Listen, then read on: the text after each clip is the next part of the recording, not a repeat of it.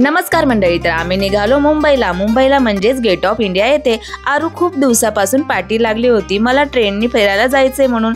तिला खूप आवड आहे ट्रेनमध्ये प्रवास करायचा, पण गर्दी नसल्यावर आणि ही बघा ट्रेन लागलेलीच होती। आम्ही पळत ट्रेनमध्ये चढलो, गर्दी नव्हती, बसायला खूप जागा होती। चला म्हटलं बरं झालं, मुंबई येऊसपर्यंत आता काय टेन्शनच नाही, मस्त आरामात गप्पा गोष्टी करत जाऊया। आम्ही असं बाहेर आलो की खूप एन्जॉय करतो। आरूची तर गोष्टच वेगळी, फिरायला म्हटलं की तिचा आनंद वेगळाच असतो। 18वा स्टॉप आल्यानंतर आम्ही मुंबईला पोहोचलो।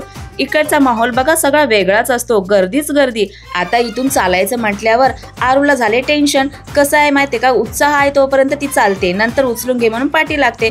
मस्त इकडे तिकडे पाहत आम्ही मार्केटमध्ये पोहोचलो। आता मार्केटमध्ये आल्यानंतर आम्ही काय गप्प बसणार आहोत का, आता आलोच आहोत तर शॉपिंग पण केलीच की। थोडं म्हणता बरीच शॉपिंग केली। आमचा प्लॅनिंग कशाचाच नसतो, अचानकच सगळं घडतो। बरंच सामान घेतलं आणि इथून आम्ही निघालो गेट ऑफ इंडियाला। इथून 10-15 मिनिटं चालत आलो। वाटेत आम्हाला आमचे सबस्क्रायबर भेटले, त्यांनी व्हिडिओची तारीफ करत आमचे फोटो काढले। खूप छान वाटतं त्यांच्या चेहऱ्याचा आनंद बघून। व्हिडिओच्या माध्यमातून आमच्यावर प्रेम करणारे माणसं जोडली गेली आहेत, ते प्रत्येक वळणावर आम्हाला भेटतात। तुमचं प्रेम असंच असू द्या। गेट ऑफ इंडिया इथे आल्यानंतर खूप छान वाटलं।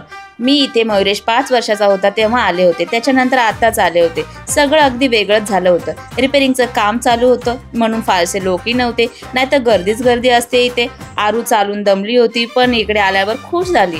हे ताज हॉटेल पाहून खूप छान वाटते। आम्ही थोडा वेळ बसलो, आता चला म्हटलं, दोघांनाही खूप भूक लागली होती म्हणून आम्ही निघालो। तर इथे पण आम्हाला आमचे सबस्क्रायबर मिळाले, त्यांनी ही व्हिडिओची तारीफ करत सेल्फी घेतली। आयुष्यात अजून काय पाहिजे, इतकी लोक आपल्याला ओळखतात, इतकं प्रेम देतात, मला तर खूपच छान वाटते।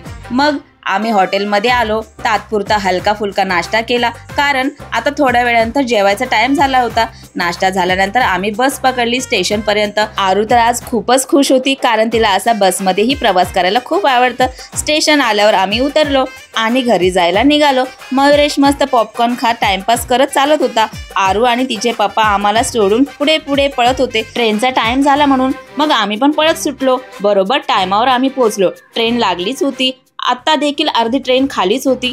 आम्ही पटकन जागेवर जाऊन बसलो। आरू खिडकीच्या बाजूला बसून मस्त मजा घेत होती हवेची। दोघांची मस्ती इथेही चालूच होती। स्टॉप आल्यावर आम्ही उतरलो, खूप उशीर झाला होता, 11 वाजले होते। यांनी पार्किंगमध्ये रिक्षा काढली आणि आम्ही निघालो जेवण करण्यासाठी हॉटेलमध्ये। आम्ही मस्त पोटभर जेवण केलं आणि घरी यायला निघालो। तर कसा वाटला आजचा मिनी ब्लॉग कमेंट करून नक्की सांगा। बाय।